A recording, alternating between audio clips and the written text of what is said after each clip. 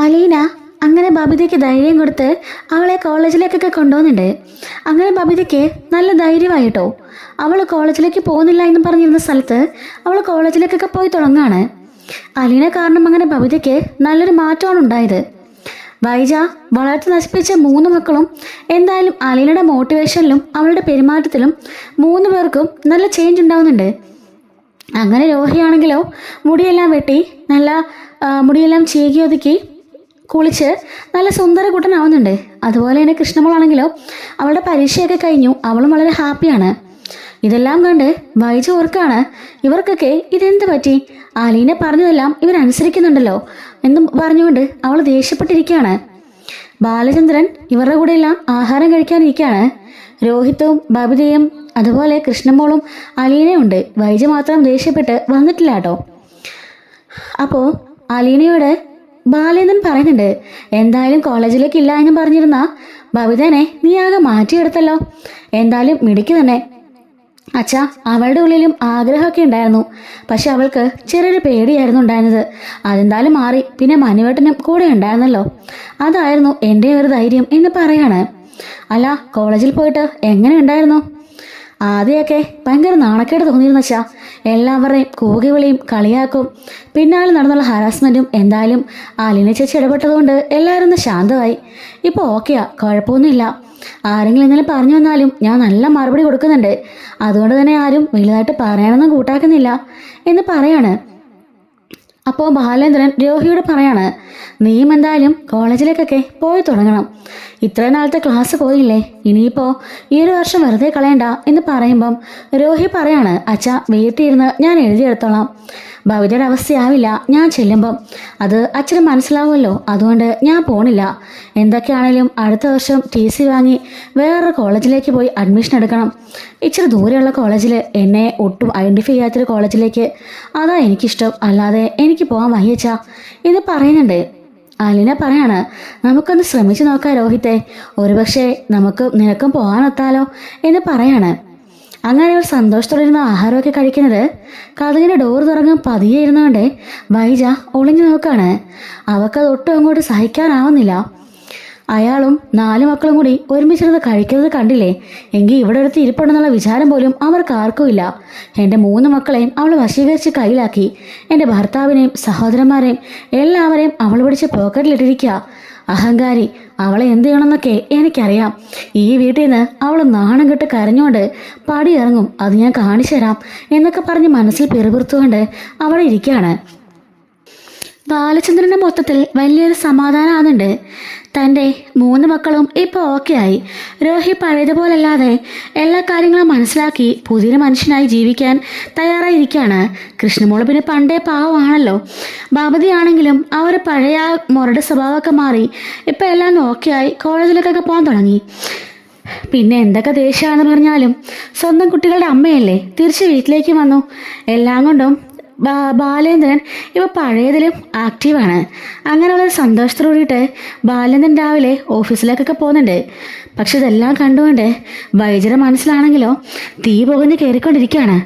എങ്ങനെയെങ്കിലും അവളെ ഇവിടെ നാട്ടിൽ പുറത്താക്കണം, അത് മാത്രമേ ഉള്ളൂ അവളുടെ ആഗ്രഹം.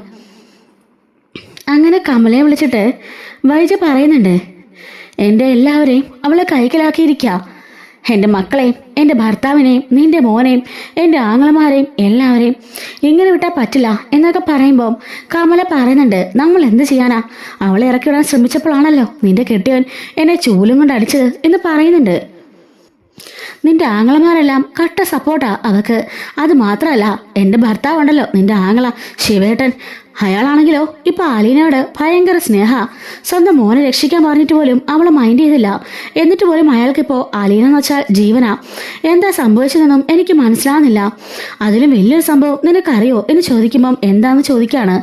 ഇന്നലെ ഞാൻ ആ പേരും പറഞ്ഞ് ഇവിടെ ഭയങ്കര പ്രശ്നം ഉണ്ടാക്കി. ശിവേട്ടൻ്റെ ബാഗ് ബുക്കെട്ട് നോക്കിയപ്പോഴാണ് ഞാനത് കണ്ടത്. അദ്ദേഹത്തിൻ്റെ അക്കൗണ്ടിൽ നിന്നും 10 ലക്ഷം രൂപയാ അലീനയ്ക്ക് ട്രാൻസ്ഫർ ചെയ്തേക്കുന്നത്.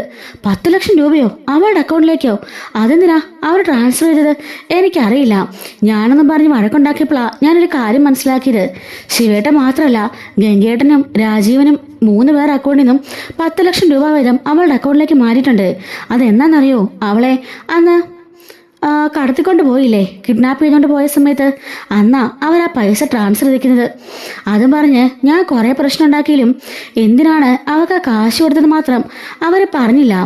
അവരുടെ കാശാണ്, ഇഷ്ടമുള്ളതുപോലെ കൊടുക്കും, ഞാൻ ഇടപെടണമെന്നൊക്കെ പറഞ്ഞുകൊണ്ട് ശിവേട്ടൻ ഭയങ്കര ബഹളമായിരുന്നു. മനുവിനോട് ചോദിച്ചപ്പോൾ മനു പറഞ്ഞു അച്ഛനല്ലേ കൊടുത്തത്, അച്ഛനോട് ചോദിക്ക്, എനിക്കറിയില്ല എന്ന് പറഞ്ഞ് അവൻ കൈയൊഴിഞ്ഞു. അതിൻ്റെ പേരിൽ ഞാൻ കുറേ ബഹളം ഉണ്ടാക്കിയാലും ആരും ഒന്നും വിട്ടു പറയുന്നില്ല എന്ന് പറയുമ്പം വൈജി ചോദിക്കുന്നുണ്ട്, എങ്കിലും എന്തിനായിരിക്കും 30 ലക്ഷം രൂപ അവളുടെ അക്കൗണ്ടിലേക്ക് അവർ ഇട്ടുകൊടുത്തത്? ഇനി ബാലേന്ദ്രൻ എത്ര ലക്ഷം രൂപ ഇട്ടുകൊടുത്തെന്ന് ആർക്കറിയാം? പണ്ടിതുപോലെ അവൾക്ക് പൈസ ഇട്ട് കൊടുത്തിരുന്നല്ലോ, അതുപോലെ ഇനി ലക്ഷങ്ങളും കോടികളും ഒക്കെ അവളുടെ അക്കൗണ്ടിലുണ്ടോയെന്ന് ആർക്കറിയാം? എല്ലാവരെയും പറഞ്ഞു മയക്കി എല്ലാവരെയും കഷ്ടാക്കിയിരിക്കല്ലേ അവള്. എനിക്ക് ഉറപ്പാ അത് ബാലചന്ദ്രന്റെ മകളൊന്നും അല്ല. അവളൊന്നും നശിച്ചവളാ, പിഴച്ചവള്. എല്ലാ ആണുങ്ങളെയും വശീകരിക്കാന് അവളെ മിടിക്കുക. ഞാൻ അന്നേ പറഞ്ഞില്ലേ അവളുടെ സ്വഭാവം അങ്ങനത്തെയാണെന്ന്. ഏതൊരു പിഴച്ച തള്ള പറ്റതാ അവളെ, അതുകൊണ്ടാ അവൾക്ക് ഈ സ്വഭാവം എന്നൊക്കെ പറഞ്ഞുകൊണ്ട് കമലയോട് വൈജു തന്നെ പറഞ്ഞുകൊണ്ടിരിക്കുകയാണ്. അവളെ അങ്ങനെ വെറുതെ വിട്ടാൽ പറ്റില്ല. ഈ 10 ലക്ഷം രൂപ മാത്രമാണോ, വേറെ എന്തൊക്കെ അവൾക്ക് കൊടുത്തതെന്ന് ആർക്കറിയാം? എങ്ങനെയെങ്കിലും അവളുടെ ബാങ്ക് അക്കൗണ്ട് കാണുകയാണെങ്കിൽ നമുക്ക് മനസ്സിലാക്കായിരുന്നു എത്ര രൂപ അവളിതുപോലെ അടിച്ചു മാറ്റുണ്ടെന്ന് എന്ന് പറയുന്നുണ്ട്. വൈജു പറയാണ് അത് നോക്കാതിരിക്കുന്നത് നല്ലത്. ബാലേന്ദ്രൻ എങ്ങനെ പോയാലും കുറഞ്ഞതൊരു 1 കോടി രൂപയെങ്കിലും അവളുടെ അക്കൗണ്ടിൽ നിക്ഷേപിച്ച് കാണും.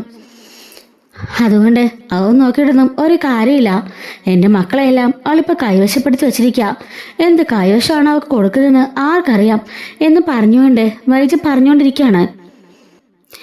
അലീന വൈകുന്നേരം ചായയും കൊണ്ട് അങ്ങോട്ടേക്ക് കയറി വരാണ്. നിന്റെ ചായയും കോപ്പമൊന്നും എനിക്ക് വേണ്ട, ഇറങ്ങിപ്പോടിന് മുമ്പിന്ന്. എൻ്റെ മക്കളെയും എൻ്റെ ഭർത്താവിനെയും എൻ്റെ ആങ്ങളമാരെയും എല്ലാം ഫസ്റ്റാക്കിയിട്ട് അവൾ കയറി വന്നിരിക്കുന്നു, നാണം കെട്ടവൾ എന്ന് പറഞ്ഞുകൊണ്ട് ദേഷ്യപ്പെടുകയാണ്. അലീന ഒന്നും മിണ്ടാതെ ആ ചായയൊക്കെ ആയിട്ട് തിരികെ പോകുമ്പോൾ ബബിത ഇത് കാണുന്നുണ്ട്. എന്തിനാ ചേച്ചി വെറുതെ അങ്ങോട്ടേക്ക് പോണത്? അമ്മയ്ക്ക് ഇഷ്ടമില്ലെന്ന് അറിയില്ലേ, പിന്നെ ഇതിനെ വെറുതെ വഴക്ക് കേൾക്കുന്നത് എന്ന് ചോദിക്കാണ്.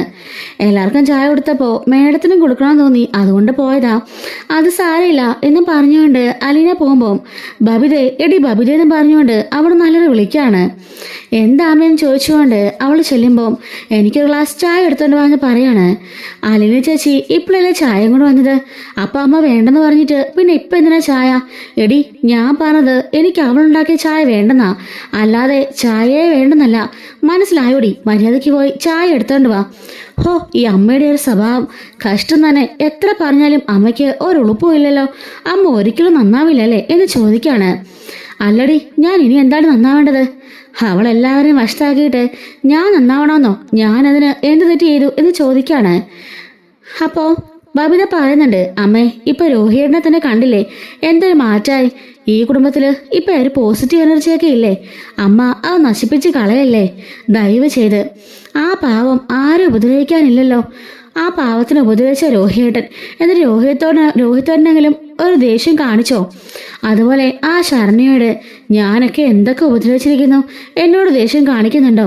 ആരോടെങ്കിലും ആ ദേഷ്യം കാണിക്കുന്നുണ്ടോ? അതിനെക്കൊണ്ട് ആർക്കൊരു ഉപദ്രവം ഇല്ല, സഹായം മാത്രമല്ലേ ഉള്ളൂ. പിന്നെ എന്തിനാ അമ്മ വെറുതെ ഈ കിടന്ന് ദേഷ്യപ്പെടുന്നേ? അതിവിടങ്ങളൊരു മൂലയ്ക്ക് ഒതുങ്ങിക്കൂടി നിന്നോളൂല്ലേ? അത് അച്ഛൻ്റെ സ്വന്തം മകളല്ലേ? എടി, നിന്നോട് ആര് പറഞ്ഞു അത് അച്ഛൻ്റെ സ്വന്തം മകളാണെന്ന്?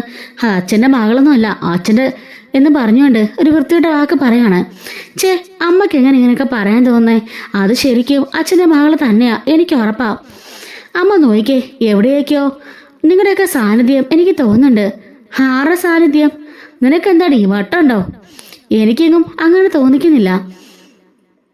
വഴിപഴച്ചവള് എവിടെ നിന്ന് കയറിയതാണെന്ന് പോലും ആർക്കും അറിയില്ല. ഏതോ ഒരു തള്ള പിഴച്ചിട്ട് പോയവളാ അവള്. അവളെക്കുറിച്ച് നീ കൂടുതലൊന്നും പറയണ്ട. അമ്മേ, ഏത് സാഹചര്യത്തിലാ അവരെ ഉപേക്ഷിച്ചെന്നൊക്കെ ആർക്കറിയാം? എല്ലാ മനുഷ്യർക്കും ഓരോ ഇതുണ്ടല്ലോ, അങ്ങനെയായിരിക്കും സംഭവിച്ചത്. അല്ലാതെ അമ്മ എന്തിനാ ഇങ്ങനെയൊക്കെ പറയുന്നേ എന്നൊക്കെ ചോദിച്ചുകൊണ്ട് ബബിത ചോദിക്കുന്നുണ്ട്. ബബിത തിരികെ പോയിട്ട് ആ ചായ എടുത്തോണ്ടിട്ട് വൈദ്യുയുടെ കയ്യിൽ കൊടുക്കാണ്. ദേ ചായ, ഇനി ഇത് കിട്ടാത്തതിന്റെ പേരിൽ ഇവിടെ കിടന്ന് അമറുണ്ടെന്നോ? അപ്പൊ ഞാൻ ആരാടി? ഞാനെന്താ പശുവോ കാളയോ പോത്തവലാണെന്നാണോ നീ വിചാരിച്ചിരിക്കുന്നത്? നിനക്കൊക്കെ എന്തിന്റെ കേടാടി എന്ന് ചോദിക്കാണ്. കേടേ അമ്മയ്ക്കാ, അഹങ്കാരം അമ്മയ്ക്ക് തന്നെയാ. ദേ ഞാൻ കോളേജിൽ പോയി തുടങ്ങി, എനിക്കിപ്പം എന്തൊരു പോസിറ്റീവ് എനർജിയാണെന്ന് അമ്മയ്ക്ക് അറിയോ? ഫോൺ നോക്കി ആ മുറിക്കകത്തിരിക്കലായിരുന്നു ഞാന്.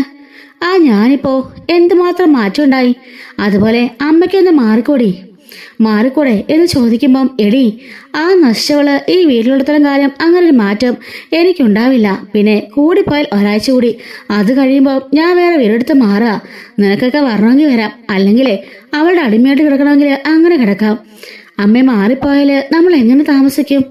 അതിനെന്താ കുഴപ്പം? ഞാനൊരു ഹോം നേഴ്സിനെ ഏർപ്പാടാക്കും, എന്നിട്ട് നമ്മൾ അങ്ങോട്ടേക്ക് പോകും എന്ന് പറയാണ്. അമ്മേ, നമുക്ക് ഇവിടെ നിന്നാൽ പോരെ? ഇവിടെ ആകുമ്പം അച്ഛന്, കൃഷ്ണമോള്, പിന്നെ നമ്മളെല്ലാവരും കൂടി എന്ത് സന്തോഷത്തിലായിരിക്കും. അവിടെ പോയി നമ്മൾ 3 പേര് മാത്രം ഒറ്റയ്ക്ക് നിൽക്കണ്ടേ?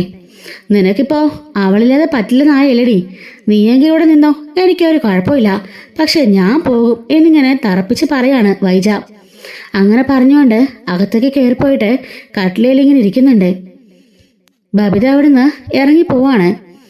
ഈ സമയത്ത് കൃഷ്ണമോൾ അങ്ങോട്ടേക്ക് കയറി വന്നിട്ട് ചോദിക്കാണ്, അമ്മയ്ക്ക് എന്തെങ്കിലും വേണോ കഴിക്കാനായിട്ട്? എനിക്കൊന്നും വേണ്ട, ഇപ്പോൾ ഒരുത്തിരി വീതം കഴിഞ്ഞതേ ഉള്ളൂ, ഇനി അവിടുത്തുള്ള കയറി വന്നിരിക്കുക എന്ന് പറയുമ്പോൾ, അമ്മേ, ഞങ്ങൾ അമ്മയുടെ മക്കളല്ലേ, കുറച്ചെങ്കിലും സ്നേഹത്തോടെ അമ്മയ്ക്ക് സംസാരിച്ചൂടെ? എന്തിനാ എപ്പോഴും അമ്മ ഞങ്ങളോട് ഇങ്ങനെ ദേഷ്യപ്പെടുന്നേ? എന്ത് കണ്ടാലും ദേഷ്യം, എന്ത് മിണ്ടിയാലും ദേഷ്യം. സ്നേഹത്തോടെ ഒരു വാക്കെങ്കിലും ഞങ്ങളോട് സംസാരിക്കുന്നുണ്ടോ? കുഞ്ഞിലെ മുതൽ ഇങ്ങനെ തന്നെയാ, എത്രയൊക്കെ പറഞ്ഞാലും അമ്മയ്ക്ക് ഒരു മാറ്റവും ഇല്ല എന്നും പറഞ്ഞുകൊണ്ട് ദേഷ്യപ്പെട്ടവിടുന്ന് കൃഷ്ണമോൾ ഇറങ്ങി പോകുന്നുണ്ട്. ഈ സമയത്ത് ബാലൻ ബബിതയോട് പറയുന്നുണ്ട്, എത്ര പറഞ്ഞാലും അവളുടെ തല കയറില്ല മോളെ, അതുകൊണ്ട് അവളോട് തർക്കിച്ചിട്ടൊന്നും ഒരു കാര്യമില്ല. കഴിഞ്ഞ 23 വർഷം ഞാൻ അങ്ങനായിരുന്നു, അവളോട് തർക്കിക്കാനൊന്നും നിന്നിട്ടില്ല. വൈജി എന്താണോ പറയുന്നത് അത് ശരിയെന്ന് പറഞ്ഞ് ഞാൻ നടക്കുമായിരുന്നു. അവളുടെ അക്ഷരം പോലും ഞാൻ എതിർത്ത് പറയാൻ നിന്നിട്ടില്ല. നിങ്ങളെ വളർത്തിയതും ഈ രീതിക്ക് വഷളാക്കിയതെല്ലാം നിങ്ങളുടെ അമ്മ തന്നെയാ. ഞാൻ ഈ കാര്യത്തിൽ അങ്ങനൊന്നും ഇടപെടാറില്ലായിരുന്നല്ലോ. അതുതന്നെയായിരുന്നു ഞാൻ ചെയ്ത തെറ്റ്. തുടക്കം മുതലേ ഞാൻ നിയന്ത്രിക്കേണ്ടതായിരുന്നു. അമിത സ്വാതന്ത്ര്യവും നിയന്ത്രണമില്ലായ്മയൊക്കെ ഈ കുടുംബത്തിന് താളം തെറ്റിച്ചത്. അതിനൊരു കാരണക്കാരൻ ഞാൻ കൂടിയാ എന്ന് പറയുന്നുണ്ട്. വൈജനെ എനിക്ക് അത്രയ്ക്ക് ഇഷ്ടമായിരുന്നു, അതുകൊണ്ടാ ഞാൻ അവൾക്ക് എല്ലാ സപ്പോർട്ടും നൽകി, എല്ലാ രീതിയിലും അവളെ ഞാൻ ഇതാക്കി വിട്ടത് എന്നൊക്കെ പറയുമ്പോൾ ബബിത പറയാണ്, അച്ഛാ, ഞാനൊരു കാര്യം ചോദിക്കട്ടെ? അമ്മേനെ അത്രയ്ക്ക് ഇഷ്ടമായിരുന്നു പറഞ്ഞല്ലോ. അങ്ങനെയുള്ളപ്പോൾ ആലിന ചേച്ചി വന്ന് കയറിയ പിന്നെ എന്തുകൊണ്ടാ അമ്മയോടുള്ള ഇഷ്ടം അച്ഛന് കുറഞ്ഞത്? ആലിന ചേച്ചി അച്ഛൻ്റെ മകളാ, അത് സമ്മതിച്ചു.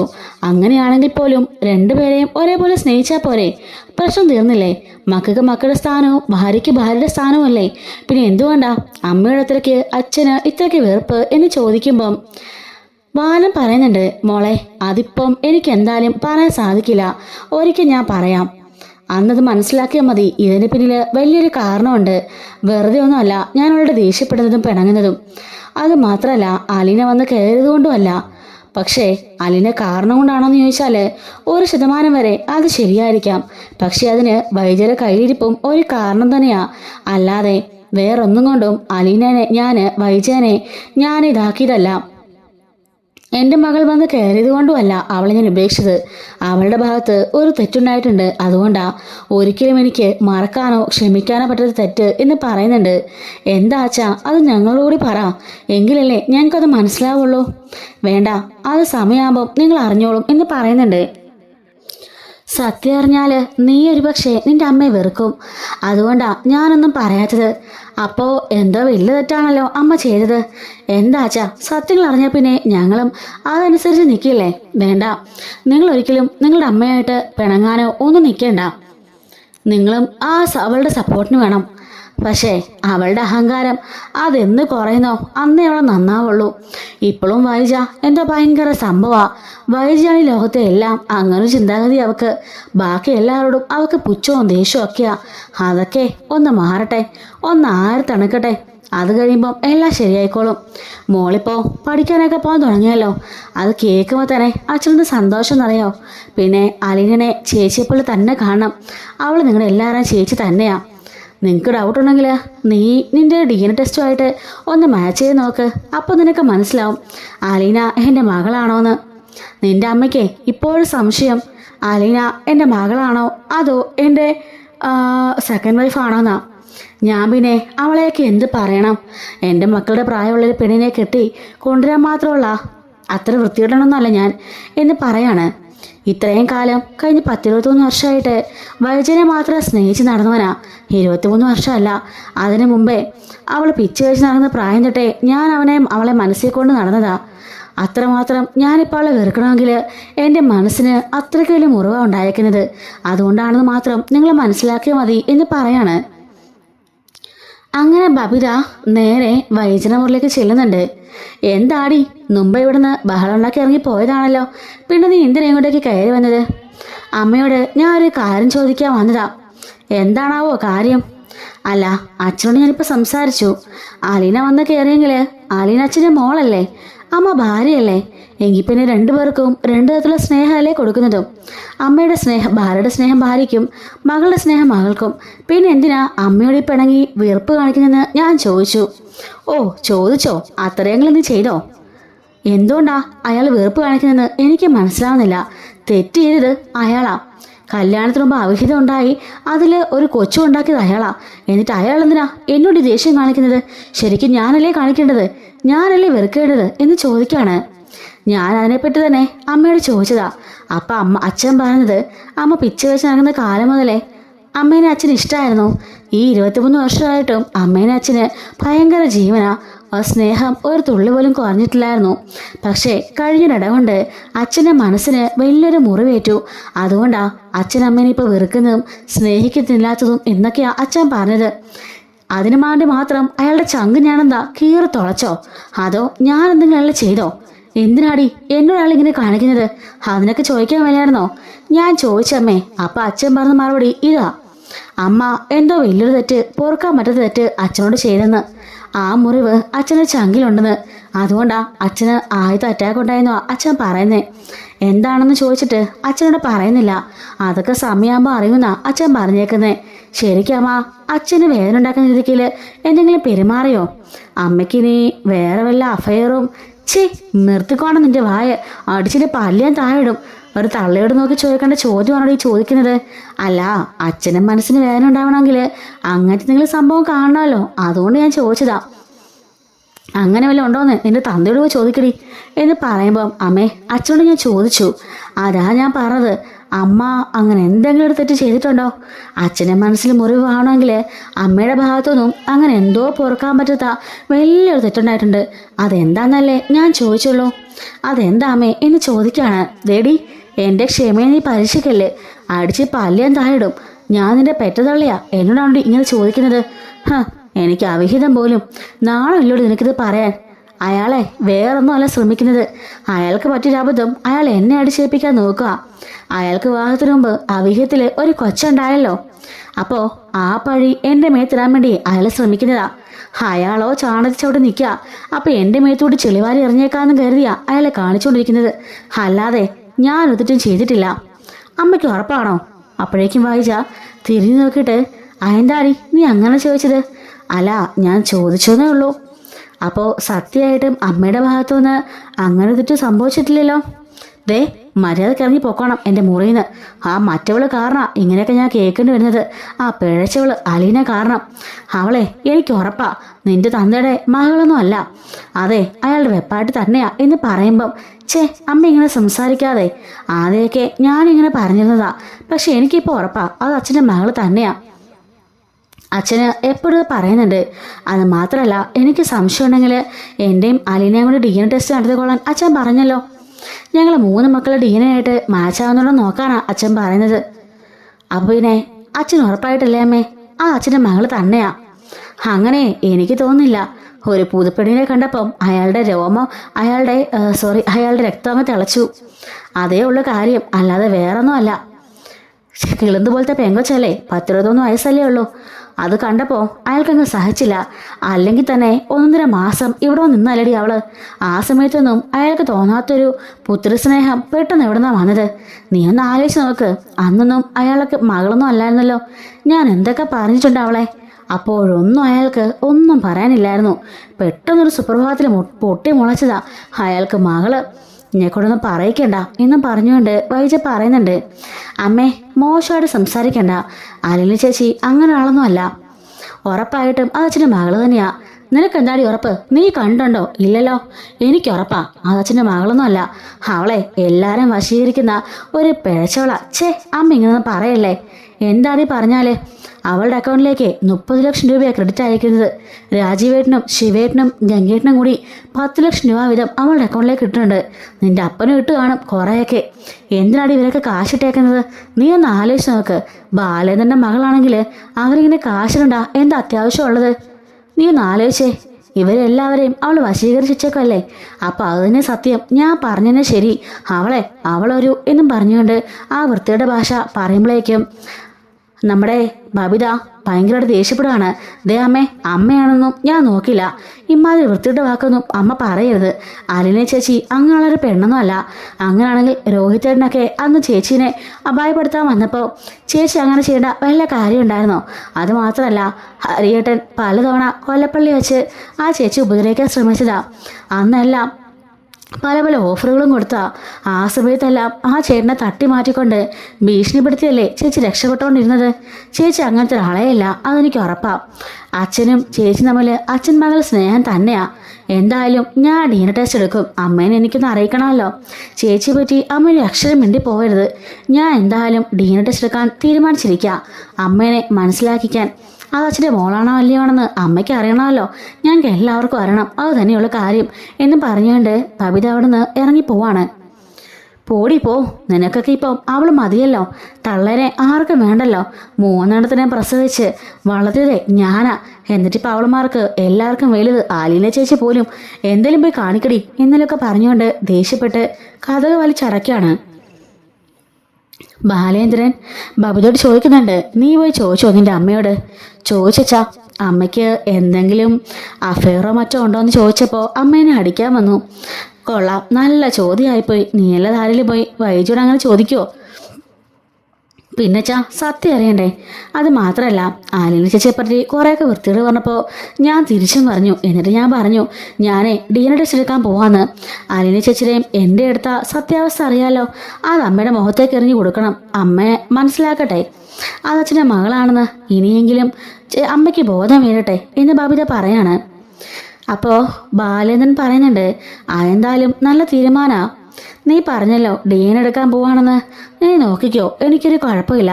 അവളെ നിങ്ങളുടെ ചോരയാണെന്ന് എനിക്ക് 100% ഉറപ്പാ. നിങ്ങളുടെ കൂടെപ്പിറപ്പാ അവള് എന്ന് പറയുന്നുണ്ട്.